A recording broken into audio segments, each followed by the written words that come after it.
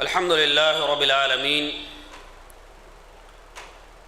والصلاة والسلام على رحمة للعالمين سيدنا ونبينا وقائدنا محمد وعلى آله وصحبه ومن والاهم إلى يوم الدين. قال الله عز وجل في القرآن المجيد: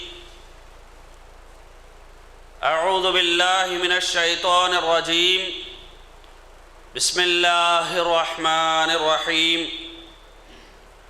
وَلَقَدْ صَدَّقَ عَلَيْهِمْ إِبْلِيسُ ظَنَّهُ فَاتَّبَعُوهُ إِلَّا فَرِيقًا مِّنَ الْمُؤْمِنِينَ.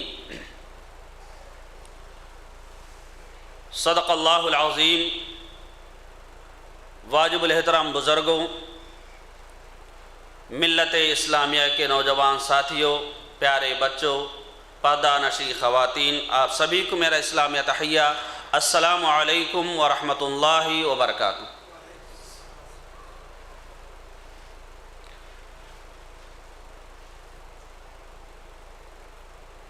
بإذن اللہ آج کا ہمارا موضوع قبر پرستی اور مورتی کی پوجا تاریخ کے آئینے میں.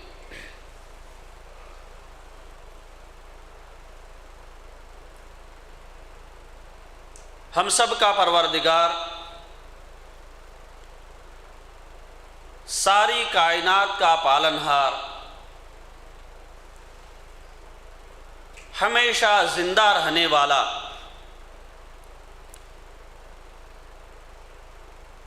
زمین و آسمان کے نظام کو چلانے والا اللہ سبحانہ و تعالی بے نیاز ہے.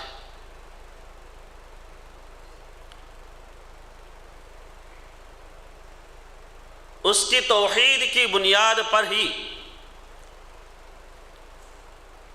ساری کائنات کا نظام چلتا ہے، اور کل قیامت کے دن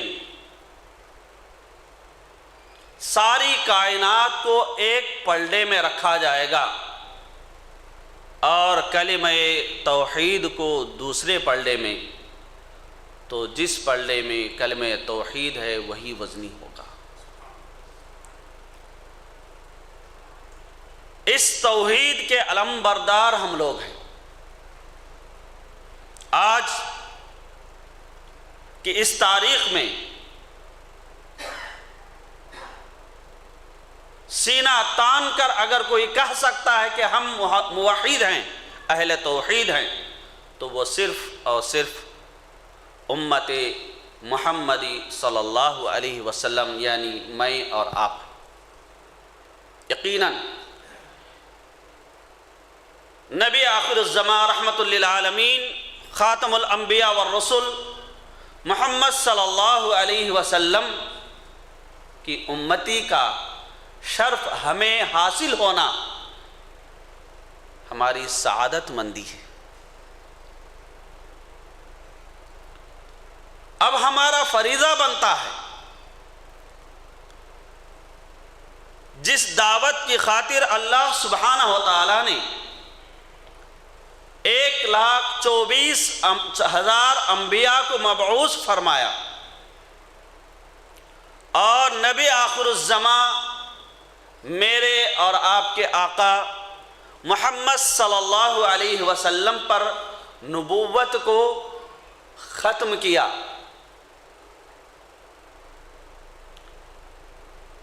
اس دعوت کی، اس دین کی، اس توحید کی حفاظت ہم سب کا فریضہ ہے.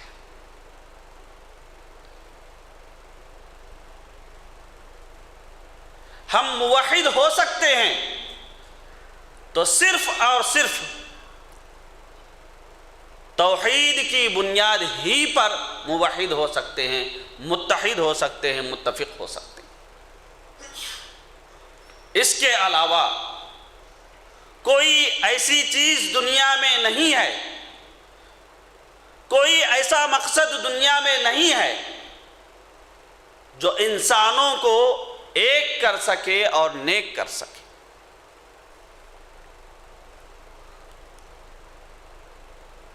چنانچہ تمام انبیاء علیہم السلام اپنے اولاد کو جو نصیحت آخری اوقات میں وصیت کے طور پر کی ہے وہ کیا ہے؟ وَلَا تَمُوتُنَّ إِلَّا وَأَنْتُمْ مُسْلِمُونَ،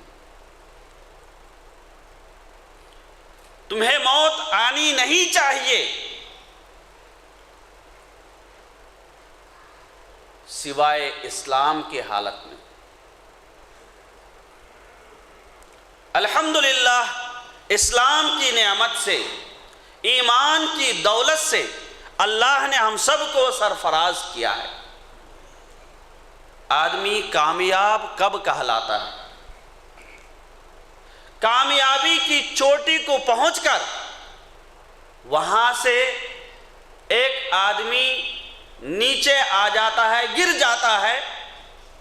کامیابی کی چوٹی کو پہنچنے کے بعد بھی جو نامراد ہوتا ہے وہ کامیاب شخص کہلاتا نہیں۔ الحمدللہ ہم کامیابی کی چوٹی پر ہیں۔ یہ توحید کی چوٹی ہے، یہ اسلام کی چوٹی ہے، ایمان کی چوٹی ہے۔ اگر ہم اس کی حفاظت ہم نے کی،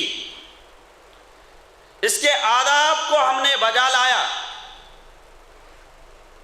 توحید کے مطابق زندگی گزارنے کی کوشش کی اور ہمیشہ اللہ سبحانہ وتعالیٰ کے حضور ہاتھ پھیلائے، دین پر ثابت قدمی کی بھیک مانگتے رہے، تو انشاءاللہ اللہ سے پوری امید کی جا سکتی ہے کہ اللہ ہم کو کلمہ توحید لا الہ الا اللہ پر موت عطا فرمائے۔ من کان آخر کلامہ لا الہ الا اللہ دخل الجنہ۔ زندگی بھر لا الہ الا اللہ کہنا بھی اپنی جگہ فضیلت کا حامل ہے، لیکن موت کے وقت اس کلمے کا زبان پر آ جانا گویا کہ اللہ سبحانہ وتعالیٰ کی رضامندی کا پروانہ بندے کو پہلے ہی مل جانا۔ چنانچہ ہم اپنے اس توحید کے چراغ کی حفاظت کرنی چاہیے۔ اللہ سبحانہ وتعالیٰ قرآن میں ارشاد فرماتے ہیں وَلَقَدْ صَدَّقَ عَلَيْهِمْ إِبْلِيسُ ظَنَّهُ فَاتَّبَعُوهُ إِلَّا فَرِيقًا مِّنَ الْمُؤْمِنِينَ۔ جہاں ہم ایک طرف پوری کوشش کرتے ہیں کہ ہم اسلام پر قائم رہیں، ایمان پر ڈٹے رہیں، وہیں شیطان بھی اپنی پوری طاقتیں صرف کر دیتا ہے کہ کسی نہ کسی طریقے سے، کسی نہ کسی بہانے سے ان مومنین کو، ان مسلمین کو راہ حق سے ہٹا دیا جائے، توحید کے اس مرکز سے ان کی توجہ کو تھوڑا ادھر ادھر کر دیا جائے، پھر ان کی ساری عبادتیں، سارے اعمال کرنے کے باوجود اکارت بیکار ہو جائے۔ شیطان کی پوری کوشش ہوتی ہے، وہ ہمارے سامنے سے بھی آتا ہے، ہمارے پیچھے سے بھی آتا ہے، ہمارے دائیں سے بھی آتا ہے اور ہمارے بائیں سے بھی آتا ہے اور ہمارے نیچے سے بھی آتا ہے، باہر سے بھی حملہ کرتا ہے، اندر سے بھی حملہ کرتا ہے۔ اس کا مقصد یہی ہوتا ہے، اس نے اللہ سے وعدہ کیا کسی نہ کسی طریقے سے آدم علیہ السلام کی اولاد کو میں گمراہ کر کے رہوں گا، جہنم رسید کر کے رہوں گا۔ ہاں، اوپر سے آنے کا ملکہ اس کو اللہ نے عطا نہیں کیا۔ کیوں؟ ہمارے اوپر کون ہے؟ اللہ سبحانہ وتعالی۔ حملے ہزاروں طرف سے ہوں، چاروں اور سے ہم پر حملے کیے جائیں، لیکن ہمارا دلی تعلق اگر اللہ سبحانہ و تعالیٰ سے ہے تو ان تمام چالاکیوں سے، ان تمام مکر و فریب سے اللہ سبحانہ و تعالیٰ اپنی خاص حفاظت میں ہم سب کو رکھے گا۔ اللہ اس پرفتن دور میں خاص کر ہر مسلمان کے ایمان کو، توحید کو حفاظت بخشے۔ تو محترم سامعین، اللہ سبحانہ و تعالیٰ ارشاد فرماتے ہیں، اور ابلیس نے ان لوگوں کے بارے میں اپنا گمان واقعی پورا کیا، اور ابلیس نے ان لوگوں کے بارے میں اپنا گمان واقعی پورا کیا، اور سوائے مومنوں کی ایک جماعت کے سب اس کی راہ پر چل پڑے، سب اس کی راہ پر چل پڑے۔ محترم سامعین، مسلمانوں میں ایک کی طرح زندگی گزارنا کہ میں بھی مسلمانوں کے ساتھ ہوں، میرا نام بھی مسلمانوں میں شمار ہے، میرا خاندان مسلمان ہے، یہ الگ بات ہے۔ صحیح مسلمان کی حیثیت سے اپنے آپ کو ثابت کرنا، عقیدے کے معاملے میں ہو، معاملات کے معاملے میں ہو، عبادات کے معاملے میں ہو، اپنے آپ کو سچا مسلمان ثابت کرنا، یہ بالکل الگ بات ہے۔ ہم یہ چاہتے ہیں کہ اللہ سبحانہ و تعالیٰ بھی ہمیں موحد کہے، اللہ سبحانہ و تعالیٰ بھی ہمیں مسلم کہے، اللہ سبحانہ و تعالیٰ بھی ہمیں مومن کہے، لوگ نہیں، دنیا نہیں۔ تو ہمیں واقعی میں ایک مومن کی طرح، ایک مسلم کی طرح زندگی گزارنی ہوگی، اور وہی لوگ ان سارے فتنوں سے نجات پا سکتے ہیں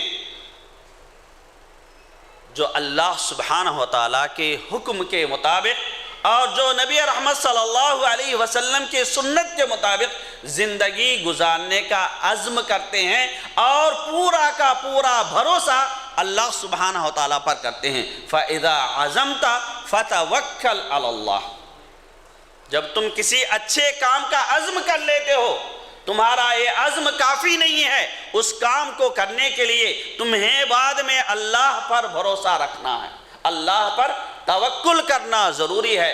بغیر مسبب الاسباب کے کوئی سبب ہمارے جو ہے ہاتھ آ نہیں سکتا، کوئی کام ہم کر نہیں سکتے۔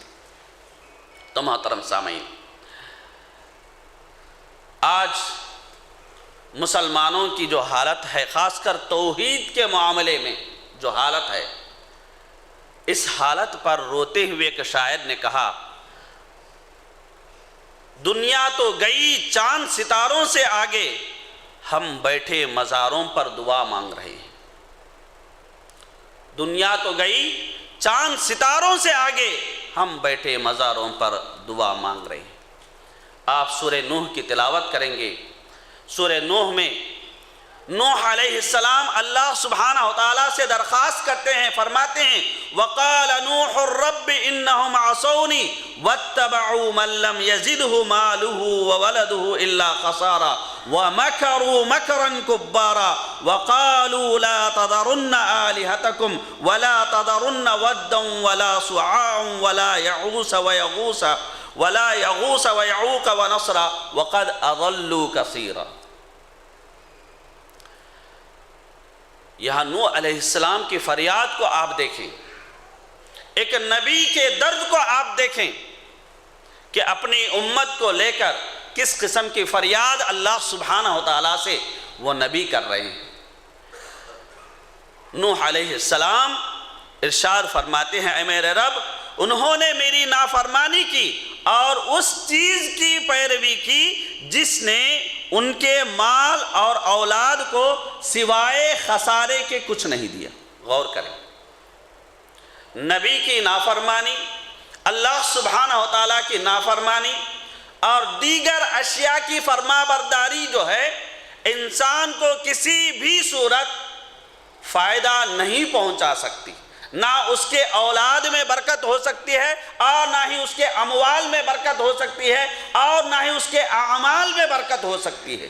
برکت اگر ہونی ہے، برکت اگر ہم چاہتے ہیں تو ہمیں اللہ سبحانہ و تعالیٰ کی بات سننی ہوگی اور نبی آخر الزمان محمد صلی اللہ علیہ وسلم کی سنت کے مطابق زندگی گزارنی ہوگی۔ چنانچہ یہاں نوح علیہ السلام فریاد کرتے ہیں وَمَكَرُوا مَكْرًا كُبَّارًا، اور انہوں نے بڑی خطرناک چال چلی، بڑی خطرناک چال چلی۔ کیا چال تھی وہ؟ یہ بڑی خطرناک چال جس کو خود نبی کہہ رہے ہیں کہ یہ زبردست چال تھی ان کی۔ کون سی چال تھی؟ کیا چال انہوں نے چلی تھی؟ انہوں نے کہا لا تذرن آلہتکم، نوح علیہ السلام جس ایک معبود کی طرف تمہیں دعوت دے رہے ہیں، جس ایک قادر کی طرف تمہیں دعوت دے رہے ہیں، اس کی بات پر مت جانا۔ تمہارے دادا پردادا سے پیڑھی در پیڑھی جن معبودوں کی عبادت تم کرتے آ رہے ہو، جن صالحین کی عبادت تم کرتے آ رہے ہو، جن اولیاء کو تم پوجتے آ رہے ہو، ان کو مت چھوڑنا، نہ ود کو چھوڑنا، نہ سوا کو چھوڑنا، نہ یغوث کو چھوڑنا، نہ یعوق کو چھوڑنا، اور نہ ہی نصر کو چھوڑنا۔ مفسرین فرماتے ہیں یہ 5 اشخاص کون تھے؟ یہ 5 اشخاص اس امت کے صالحین تھے، نیک لوگ تھے، بزرگ تھے۔ بعد میں شیطان نے انہیں ورغلایا، تعظیم کے نام پر، احترام کے نام پر، رہتے رہتے یہی تعظیم اور یہی احترام وہ ساری قوم کو لے ڈوبا۔ 950 سال نوح علیہ السلام ایک اللہ کی طرف دعوت دینے کے باوجود وہ قوم اپنے ہی شرکیہ افعال پر، اعمال پر اڑی رہی۔ نتیجے میں اللہ سبحانہ و تعالیٰ نے ایک زبردست طوفان اللہ سبحانہ و تعالیٰ نے بھیجا اور ساری کی ساری قوم غرق ہو گئی۔ طوفان نوح کے نام سے تاریخ جانتی ہے۔ تو یہ کیا چیز تھی؟ کیا وہ اللہ میں ایمان نہیں رکھتے تھے؟ کیا وہ اللہ کو نہیں مانتے تھے؟ مانتے تھے، لیکن ان معبودوں کو جو ان کے اپنے جو ہے بزرگ تھے، صالحین تھے، فاضل قسم کے لوگ تھے، ایسے لوگوں کو انہوں نے سفارشی بنا لیا تھا۔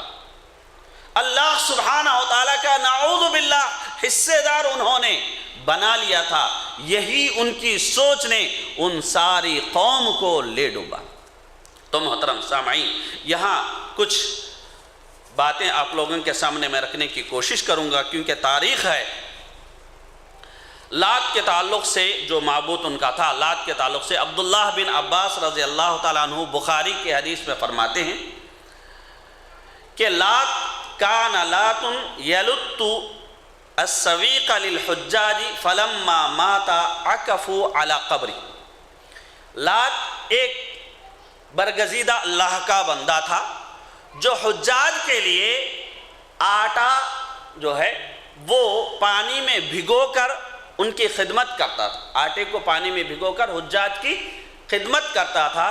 جب وہ شخص، وہ بزرگ کا انتقال ہو گیا تو لوگوں نے اس کی قبر پر اعتکاف کرنا شروع کر دیا، اس کی قبر پر اعتکاف کرنا شروع کر دیا۔ تو آج کے زمانے میں بھی جو ہے آپ کو ستو بابا نظر آتے ہیں، یہ بھی ستو ہی یہ کرتا تھا۔ لات کیا کرتا تھا؟ ستو کو ہی جو ہے بھگو کر حجاج کی خدمت کرتا تھا۔ جب اس کا انتقال ہو گیا، لوگوں نے اس کو کیا کیا؟ اعتکاف کا مرکز بنا لیا۔ آج کے زمانے میں بھی ستو بابا نظر آتے ہیں، آج کے زمانے میں بھی بی بی سکٹ نظر آتے ہیں، آج کے زمانے میں بھی 10 بیویوں کی جو ہے کہانیاں نظر آتی ہیں۔ یہ ساری چیزوں میں آپ اگر دیکھیں، کھانے کے جو آئٹمز ہوتے ہیں یہ الگ ہو سکتے ہیں، لیکن جو وجوہات بیان کی جاتی ہیں، جہاں پیش پہ اس کا جو ہے پس منظر جو بیان کیا جاتا ہے، وہ سارا کا سارا اسی شرک کا جو ہے نتیجہ ہوتا ہے، اسی سوچ کا نتیجہ ہوتا ہے، اس کو ہمیں جاننے کی بے حد ضرورت ہے۔ اس کے بعد منات کے تعلق سے اگر ہم لیتے ہیں، عرب اپنا نام عبد لات بھی کا رکھتے تھے، عبد عزا بھی رکھتے تھے، عبد منات بھی رکھتے تھے۔ اگر آپ آج کے دور میں اگر لیتے ہیں تو لوگ نام رکھتے ہیں غلام دستگیر۔ لوگ نام کیا رکھتے ہیں؟ غلام دستگیر۔ یہ اس میں کہاں اللہ کا نام ہے؟ ہم تو کس کے بندے ہیں؟ رحمان کے بندے ہیں، رحیم کے بندے ہیں، رزاق کے بندے ہیں، رازق کے بندے ہیں، ہے کہ نہیں؟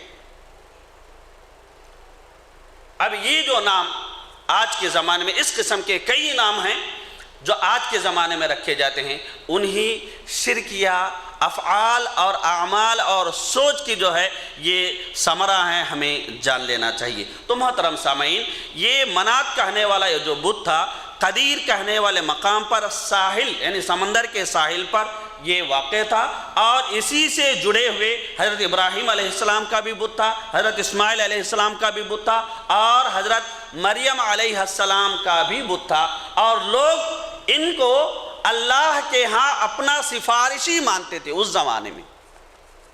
چنانچہ اللہ سبحانہ وتعالی قرآن میں ارشاد فرماتے ہیں وَيَقُولُونَ هَؤُلَاءِ شُفَعَاؤُنَا عِندَ اللَّهِ، وہ کہتے ہیں جب ان سے پوچھا جاتا ہے کیوں جاتے ہو ان کی مزاروں پر، کیوں ٹیکتے ہو اپنا ماتھا، کیوں سجدہ کرتے ہو، کیوں وہاں جا کر نماز ادا کرتے ہو، قبلہ ایک طرف ہے، نماز تمہاری دوسری طرف ہو رہی ہے، سجدہ اللہ کو کرنا چاہیے، تم غیر اللہ کو سجدہ کر رہے ہو۔ جب یہ سوال ان سے پوچھا جاتا ہے تو وہ کہتے ہیں ہؤلاء شفعاؤنا عند اللہ، یہ سارے کے سارے جو بزرگ ہیں اللہ کے ہاں ہمارے سفارشی ہیں، یہ ہماری جو ہے سفارش کریں گے اللہ سبحانہ وتعالیٰ کے ہاں، ہمارا بیڑا پار کرا دیں گے، یہ ان کا کہنا ہوتا ہے۔ اللہ فرماتے ہیں زمین و آسمانوں میں جو چیز اللہ کو معلوم نہیں اس کے تعلق سے تم اللہ کو بتا رہے ہو، سبحان اللہ عما یشرکون۔ اس قسم کے شرکیات اعمال ہوں، افعال ہوں،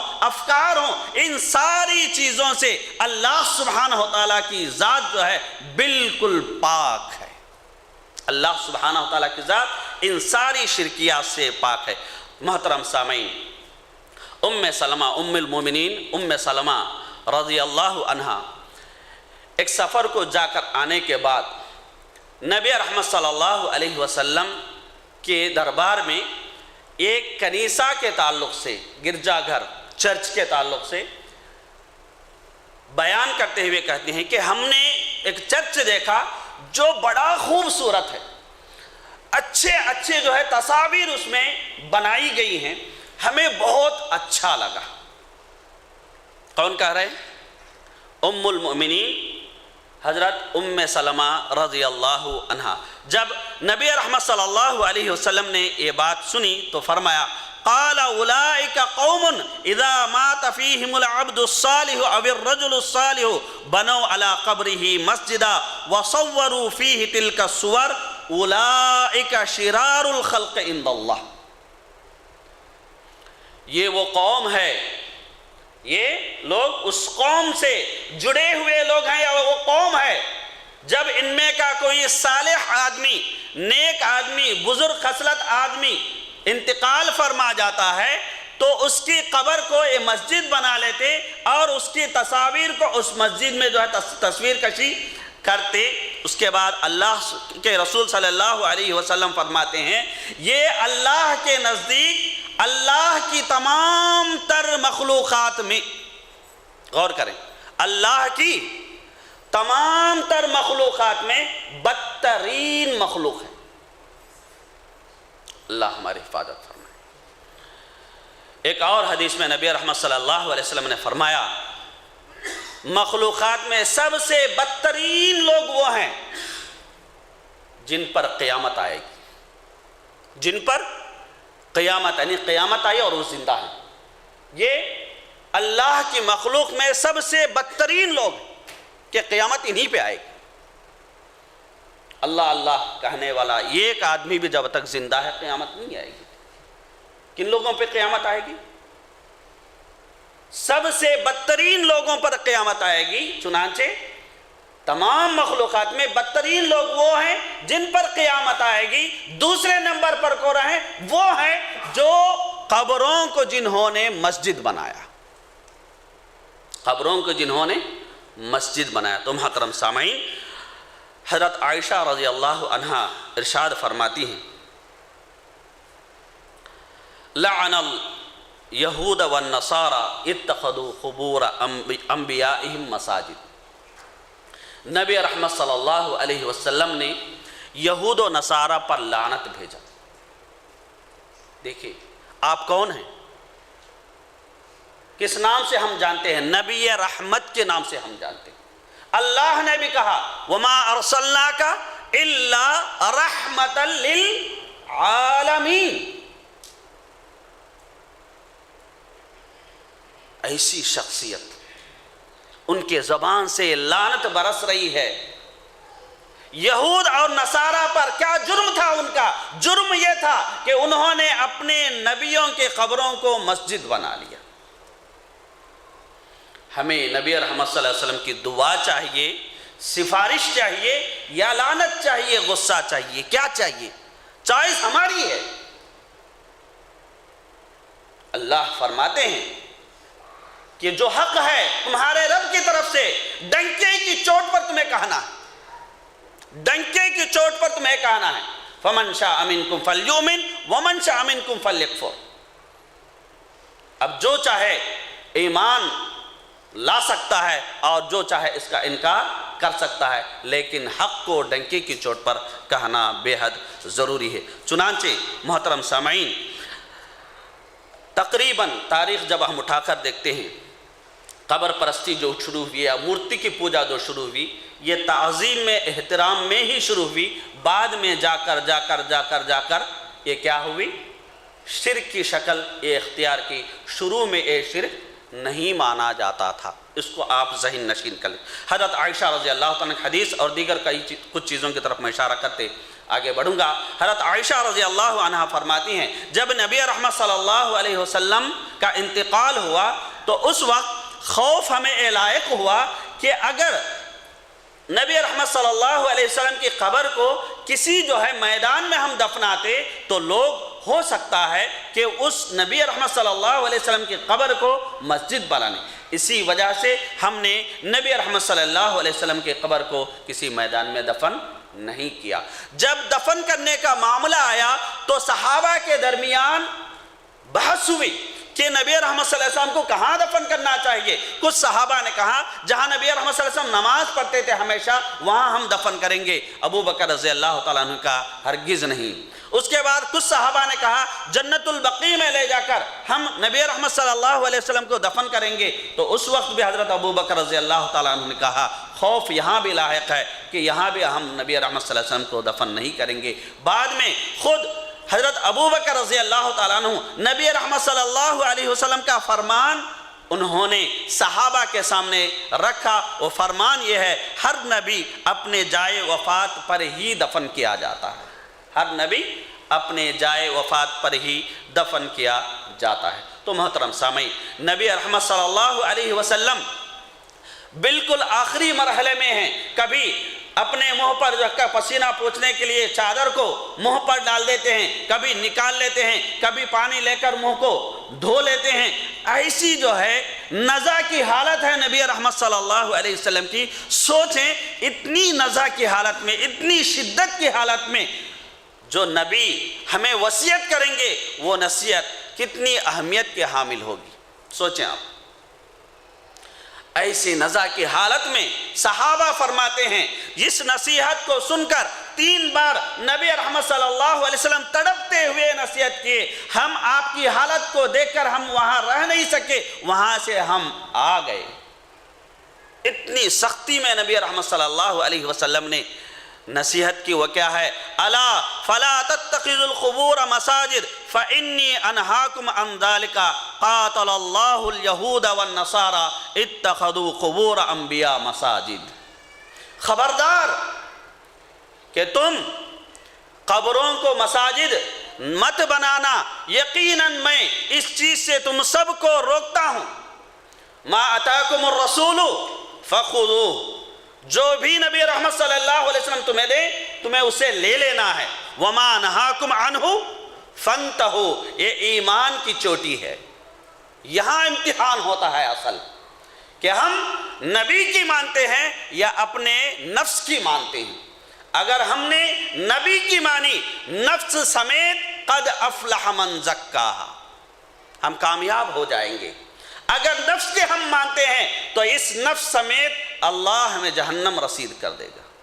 اللہ ہم سب کو جہنم سے بچائے. تو محترم سامعین، نبی رحمت صلی اللہ علیہ وسلم اس نزع کی حالت میں کہتے ہیں اللہ برباد کرے یہود و نصارہ کو، اللہ غارت کرے یہود و نصارہ کو. انہوں نے انبیاء کے مساجد کو قبر بنا لیا. اور اسی طریقے سے ابو ہریرہ رضی اللہ تعالی عنہ کی حدیث میں نبی رحمت صلی اللہ علیہ وسلم کی دعا مذکور ہے. نبی رحمت صلی اللہ علیہ وسلم کی دعا مذکور ہے. غور کریں، نبی رحمت صلی اللہ علیہ وسلم دعا کر رہے ہیں. ایک تو تلقین کی ہم کو آپ کو کہ آپ کو کرنا نہیں ہے، اس کے باوجود خدشہ لاحق ہے کہ امت میں کچھ افراد آ سکتے ہیں، ایسے پیدا ہو سکتے ہیں کہ لوگوں کو محبت کے نام پر، عشق کے نام پر، دیگر کئی چیزوں کے نام پر جو ہے گمراہ کریں. چنانچہ اللہ سے آپ صلی اللہ علیہ وسلم نے مدد مانگی.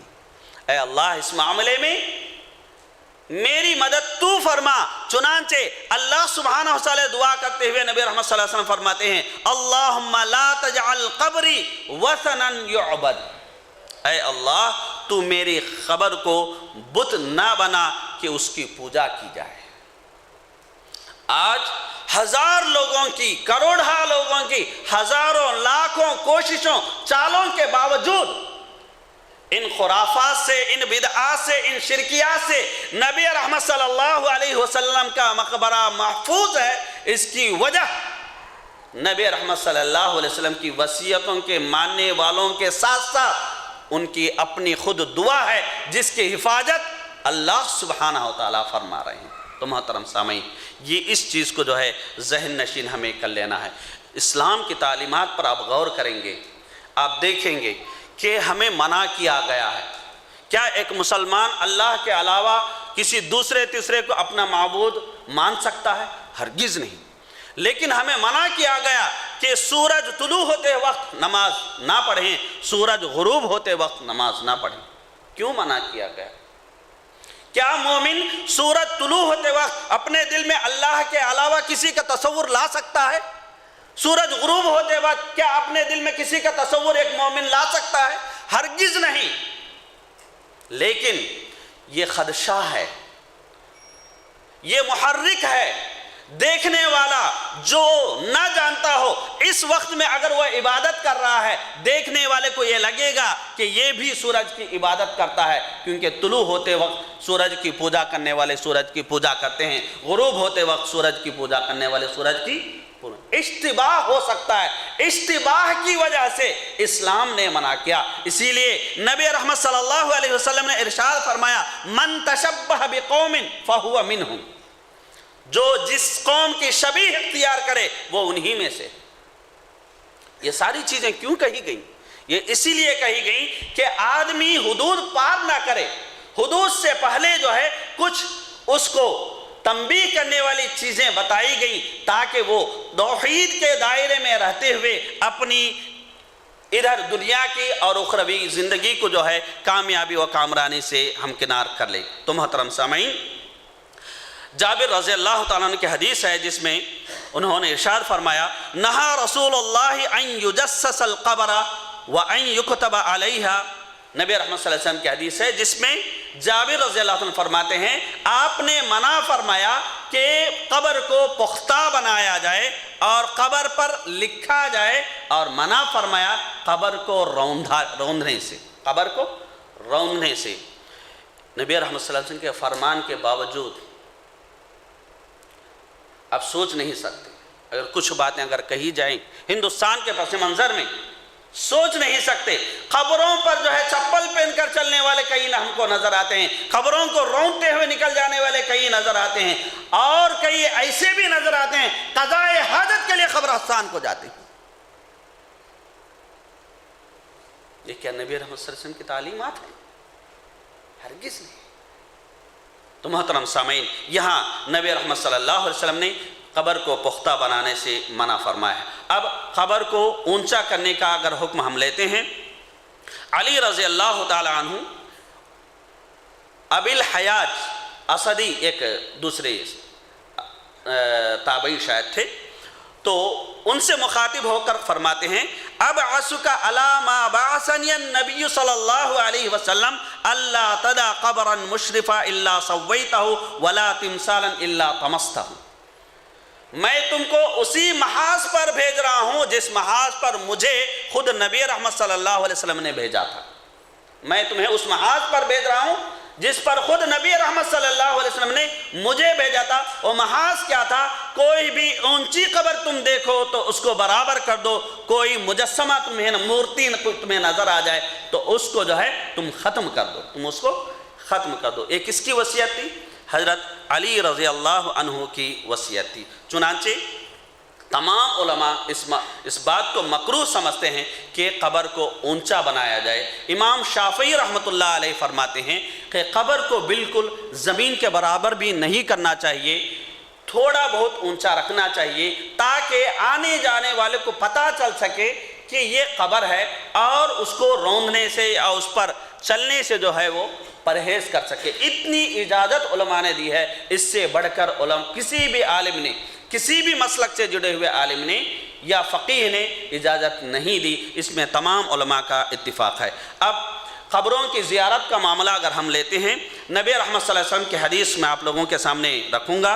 نبی رحمت صلی اللہ علیہ وسلم نے عبداللہ بن مسعود رضی اللہ عنہ کی روایت ہے، فرماتے ہیں کنت نہیتکم عن زیارت القبور فزوروها فإنها تزہد فی الدنیا وتذکر الآخرہ، کہ میں تمہیں شروع کے ایام میں نبی رحمت صلی اللہ علیہ وسلم مقابر کی زیارت سے، قبروں کی زیارت سے منع فرماتے تھے، کیونکہ ان کا جو زمانہ تھا وہ اسلام سے بالکل جو ہے نیا زمانہ تھا، یعنی شرک سے ابھی وہ اسلام میں داخل ہوئے تھے۔ چنانچہ نبی رحمت صلی اللہ علیہ وسلم احتیاطاً ان چیزوں سے منع فرماتے تھے۔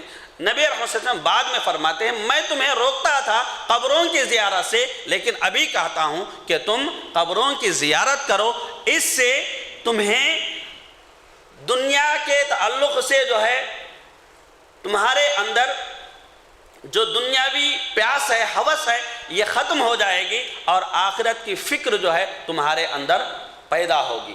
چنانچہ قبروں کی زیارت دو مقصد کے لیے ہونی چاہیے۔ ایک، ان کے لیے دعا کرنے کی، قبر میں جو صاحب ہیں یا بزرگ ہیں یا ولی ہیں ان کے لیے ہم دعا کریں گے کہ اللہ ان کے خدمات کو قبول فرما، ان پر جو ہے اپنی رحمت کی برکھا برسا، جو بھی دعائیں ان کے حق میں ہو سکتی ہیں، اس دعا کو کرنے کے لیے ہم قبر کی زیارت کریں۔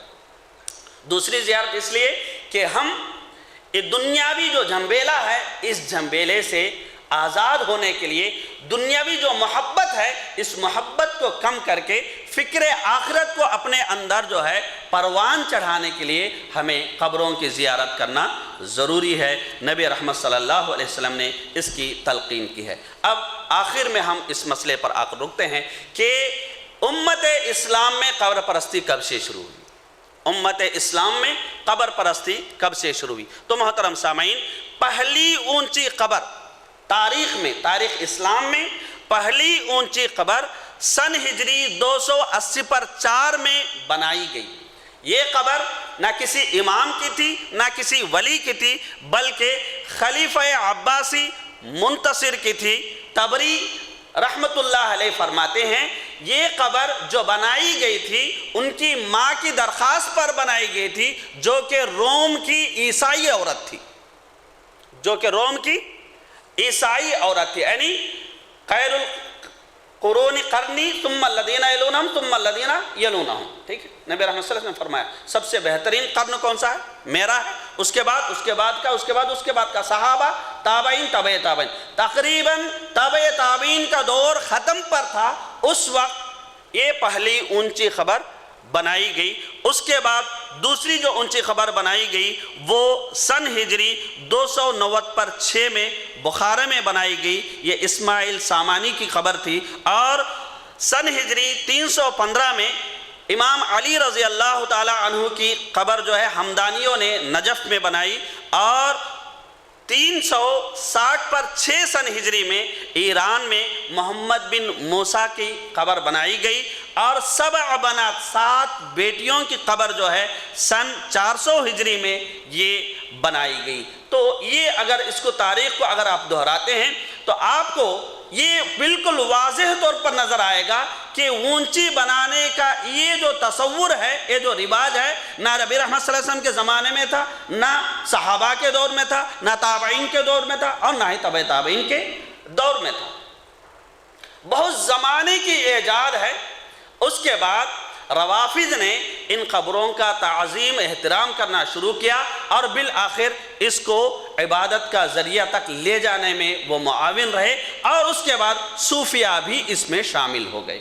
یہ مختصر سی تاریخ ہے قبر پرستی کی تاریخ اسلام میں۔ تو محترم سامعین، آج اگر ہم لے لیں، آج کی تاریخ میں اگر ہم لے لیں، اس زمانے کی بات ہے، یہ تو بہت دور دور جگہوں پر ایک قبریں ہوتی تھیں، آج کی تاریخ اگر ہم لے لیں، ہندوستان کا کوئی بھی شہر آپ کو ایسا نظر نہیں آئے گا جہاں کسی نہ کسی کا مزار نہ ہو، جہاں کسی نہ کسی کی درگاہ نہ ہو، جہاں شرکیات اور بدعیات اور خرافات، اعمال اور افعال و افکار سے بھری ساری چیزیں منائی نہ جاتی ہیں۔ اللہ نے ہمیں وعدہ کس بنیاد پہ کیا ہے؟ ہم جب تک موحد رہیں گے تب تک ہی اللہ سبحانہ و تعالی ہماری مدد فرمائیں گے۔ اگر شرک کا دامن ہم نے تھاما، مشرکانہ افعال ہم نے کی، مشرکانہ اعمال ہم نے کی، مشرکانہ افکار کے حامل اگر ہم بنے تو اللہ سبحانہ و تعالیٰ کی مدد ہرگز نہیں آئے گی، بلکہ بدلے میں اس کے علاوہ اللہ کی سزا ہمیں ہو سکتی ہے۔ اللہ ہم سب کی حفاظت فرمائے۔ تو محترم سامعین، ایک بہت ہی اچھی بات میں آپ کو بتاتا ہوں۔ امام ابن تیمیہ رحمۃ اللہ علیہ نے ان قبروں کو زیادہ ہونے کے تعلق سے ان قبروں کے تعلق کئی ساری چیزیں بتائیں۔ اس میں سے ایک ہے، شیطان آتا ہے ایک شخص کے پاس خواب میں بزرگ کی شکل میں۔ شیطان صرف رسول صلی اللہ علیہ وسلم کی شکل میں نہیں آتا، کسی کی بھی شکل میں آ سکتا، یاد رکھ لیں۔ کس کی شکل میں نہیں آ سکتا؟ نبی رحمت صلی اللہ علیہ وسلم کی شکل میں نہیں آتا، پھر کسی بھی شکل میں آ سکتا ہے۔ نبی رحمت صلی اللہ علیہ وسلم کے قتل کے جو ہے رائے مشورے ہو رہے تھے، کس کی شکل میں آیا تھا؟ بزرگ کی شکل میں ہی آیا تھا نا۔ تو شیطان لوگوں کے خوابوں میں آتا ہے بزرگ کی شکل میں، اور کہتا ہے کہ دیکھو فلاں جگہ ایک ولی کی قبر ہے، اگر تمہیں یقین نہ ہو کل صبح جا کر تمہیں دیکھ لینا، وہاں زمین تھوڑی اٹھی ہوگی۔ اور شخص نیند سے بیدار ہوتا ہے، جا کر دیکھتا ہے تو وہاں زمین تھوڑی یقیناً اٹھی ہوئی ہوتی، کیونکہ اس کی پوری فوج ہے مسلمانوں کو توحید کے راستے سے ہٹانے کے لیے، اس کی پوری فوج ہے، اور وہاں قبر بن جاتی ہے، کتاب بن جاتی ہے، فضائل لکھ دیے جاتے ہیں، کرامات لکھ دیے جاتے ہیں، سارے کے سارے ایک کے بعد دیگرے ہو جاتے ہیں۔ آپ تاریخ اٹھا لیں، ہندوستان کی کئی ساری خبریں جو آج درگاہ کے نام پر جو مشہور ہیں، اس کے پیچھے پس منظر یہی اس قسم کا خواب ہمیں نظر آتا ہے۔ بہار میں اگر آپ دیکھ لیں، بہار میں ایک بالکل خالص توحید کا ادارہ قائم کیا جا رہا تھا، قائم بن گیا، ادارہ بن گیا، تو ایک شخص کے گاؤں کے ایک شخص کے خواب میں جو ہے شیطان آتا ہے اور کہتا ہے کہ اس ادارے کے دیوار سے لگ کر ولی کی قبر ہے، جا کر تم دیکھنا زمین وہاں تھوڑی اٹھی ہوگی۔ پورے گاؤں کو لے جا کر وہ دیکھا، زمین واقعی وہاں اٹھی ہوئی تھی، اور وہاں درگاہ بن گئی۔ اندر درس و تدریس الحمدللہ توحید کا ہو رہا ہے، لیکن اسی کے دیوار سے لگے ہوئے جو شرکی افعال بھی وہاں کر رہے ہیں۔ یہاں کئی ساری جو ہے وجوہات ہیں، جس میں سیاسی بھی ہیں، مقامی بھی ہیں، مفادی بھی ہیں اور مالی بھی ہیں، کئی سارے مقاصد جو ہے اس سے جڑے ہوتے ہیں، اس کو بازو رکھنا ہے۔ لیکن ہر ہمیشہ ہمیں شیطان کے ان چالاکیوں سے، وہ مکروا مکرن کبارا، نوح علیہ السلام نے کہا یہ کوئی معمولی چال نہیں چل رہے ہیں، یہ بہت بڑی چال چل رہے ہیں۔ یہ ان کی چال ہمیشہ یہی ہوتی ہے کہ کسی نہ کسی طریقے سے مرکز توحید سے مسلمان کو ہٹا دیا جائے، پھر مسلمان تو نہیں رہے گا، پھر اس کی طاقت کیا رہے گی۔ تو محترم سامعین، آخری 2-3 باتیں کہہ کر میں اپنی بات کو ختم کروں گا، وہ یہ ہے کہ اس حرمت والے مہینے میں آندھرا پردیش کے، ہندوستان میں کئی جگہ شرکیات بدعات ہو رہی ہیں، آندھرا پردیش میں نیلور کے مقام پر، نیلور ایک گاؤں ہے، سٹی ہے، نیلور کے مقام پر 12 شہید درگاہ ایک ہے، 12 شہید درگاہ کسمور کے نام سے لوگ اس کو جانتے ہیں. تو وہاں لوگ روٹیوں کی عید مناتے ہیں 4 دن. کتنے دن جی؟ 4 دن روٹیوں کی عید مناتے ہیں. اب دونوں چیزوں کو میں آپ کے سامنے رکھوں گا کہ 12 شہید کیا ہیں اور روٹیوں کی عید کیا ہے. ٹھیک ہے، سمجھ لیں. 12 شہید کے تعلق سے جو تفاصیل ہمیں ملتی ہیں وہ یہ کہ یہ کچھ بزرگ لوگ تھے، وہاں اللہ کے دین کو پھیلانے کے لیے آئے اور ان کی وہاں وفات ہو گئی. یہ 12 شہید. دوسرا جو روٹیوں کی عید ہے اس کے تعلق سے آتا ہے کہ وہاں تالاب ہے، اس تالاب پر ایک دھوبی دھوبن جو ہے ہمیشہ وہ کپڑے دھوتے تھے. ایک بار وہ تھک کر وہیں سو گئے. سونے کے بعد خواب میں ان کو جو چیز بتائی جا رہی حقیقت نہیں ہے، جو لکھا گیا ہے وہ بتا رہا ہوں. ٹھیک ہے، خواب میں ان کو نظر آیا کہ 12 یہ جو شہید ہیں وہ آ کر کہتے ہیں کہ بادشاہ کی اہلیہ بیمار ہیں، یہاں کی مٹی لے جا کر اگر ان کے پیشانی پر مل دیا جائے تو وہ شفا یاب ہو جائیں گے. تو ان کو سمجھ میں نہیں آیا. صبح جا کر گاؤں میں وہ جب گئے تو گاؤں میں پتہ چلا کہ واقعی جو ہے آرکاٹ کے جو اس وقت کے نواب تھے ان کی بھی اہلیہ بیمار ہے. تو وہاں انہوں نے یہ بات کہی کہ ہمیں ایسا خواب نظر آیا ہے. تو وہاں کے جو دربان تھے وہ آ کر وہاں کی مٹی لے جا کر ان کی پیشانی پر ملے تو وہ صحت یاب ہو گئے. ہو سکتے ہیں، شیطان کر سکتا ہے، یہ بھی یاد رکھیں. ٹھیک ہے، اللہ نے بہت ساری جو ہے چیزیں اس کو دے رکھی ہیں، اس کو یاد رکھیں. تو محترم سامعین، یہ مٹی لے جا کر جب ان کے ماتھے پر ملا گیا وہ صحت یاب ہوئی تو آرکاڈ کے نواب وہاں آئے اور وہاں نذرانہ انہوں نے چڑھایا. چڑھانے کے بعد کیونکہ وہ صحیح عقیدے کے مالک نہیں تھے، صحیح موحد قسم کے آدمی نہیں تھے، مشرکانہ افعال ان میں بھی پائے جاتے تھے، وہاں انہوں نے روٹیاں تقسیم کی. یہ سن 1930 عیسوی میں یہ پہلی بار یہ عید منائی گئی. نبی رحمت صلی اللہ علیہ وسلم کے ہجرت کرنے کے یا فوت ہونے کے تقریباً 1920 سال کے بعد ایک عید، اس کو مسلمان اپنی عید سمجھ کر منا رہے ہیں.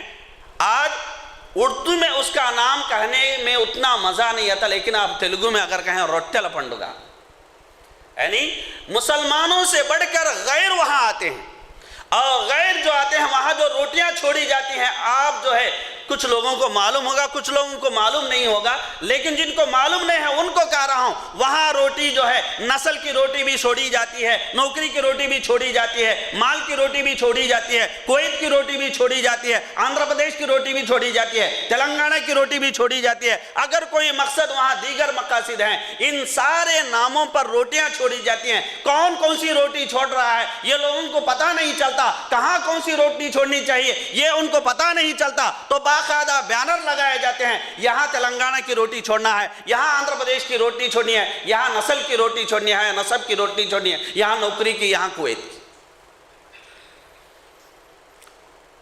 اور زیادہ تر افسوس کے ساتھ ہمیں کہنا، رسول صلی اللہ علیہ وسلم نے فرمایا دجال کے ماننے والے پیروکاروں میں زیادہ کون ہوں گے معلوم ہے؟ عورتیں.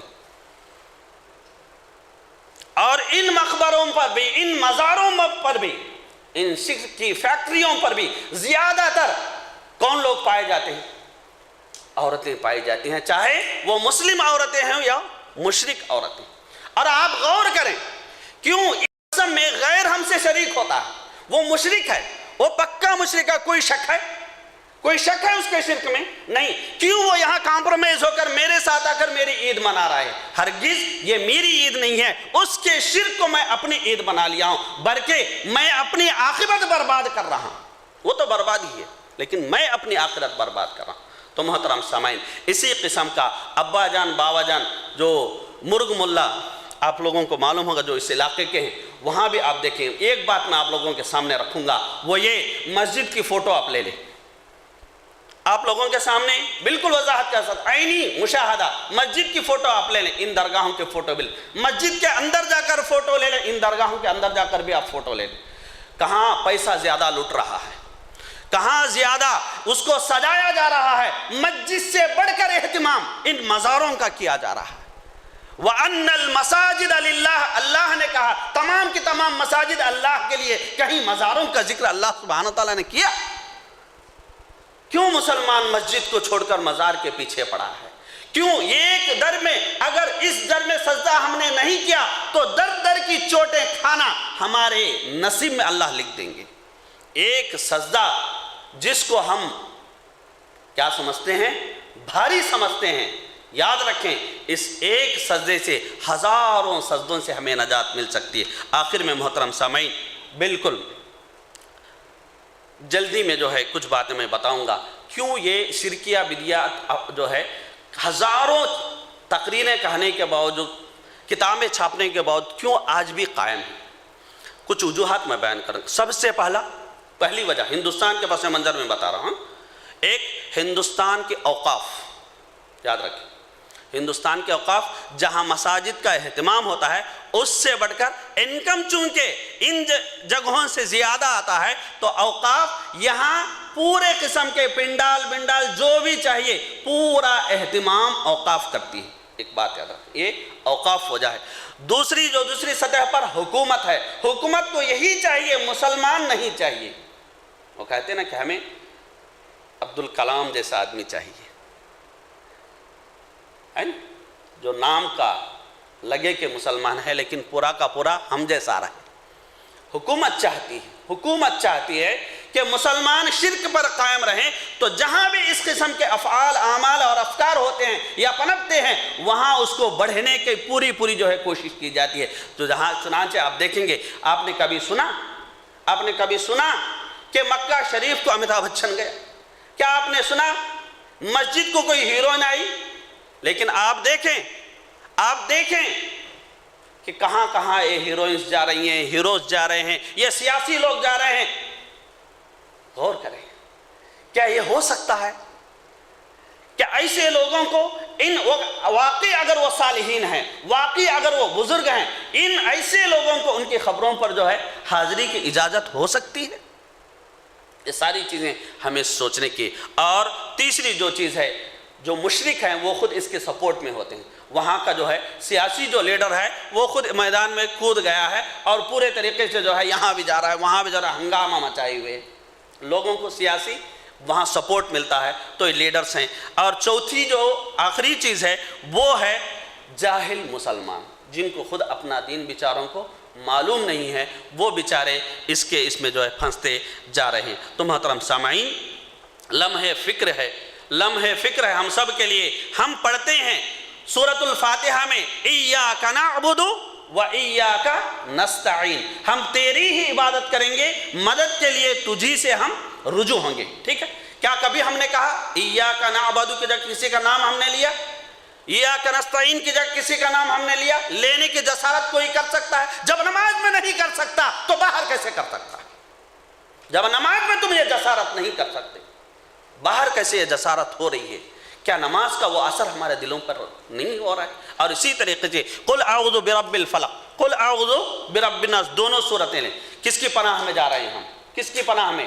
قل اعوذ برب الفلق، برب الناس، الہ الناس، ملک الناس، جو لوگوں کا رب ہے، جو لوگوں کا معبود ہے، جو لوگوں کا مالک ہے، جو اللہ ہے، اس کی پناہ میں ہم جاتے ہیں۔ ہر برائی سے اس کی پناہ ہم طلب کرتے ہیں۔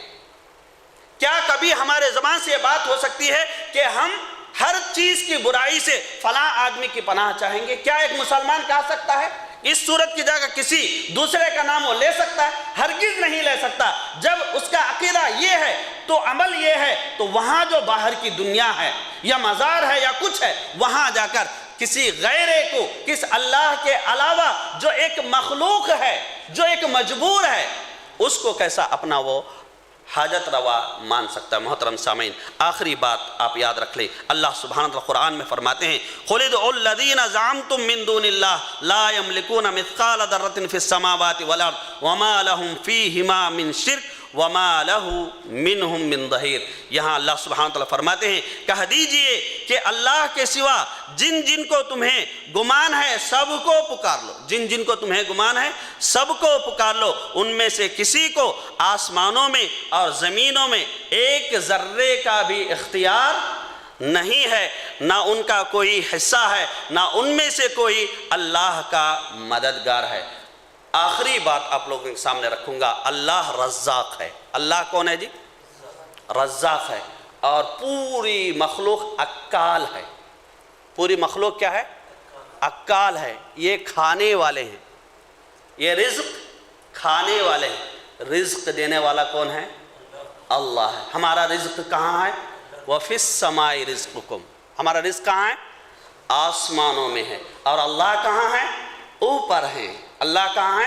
اوپر ہیں۔ نیچے جتنی بھی چیزیں ہیں ساری کی ساری مخلوق ہے، یہ ہمارا کچھ بگاڑ نہیں سکتی، کچھ ہمارا نفع اور نقصان کر نہیں سکتی۔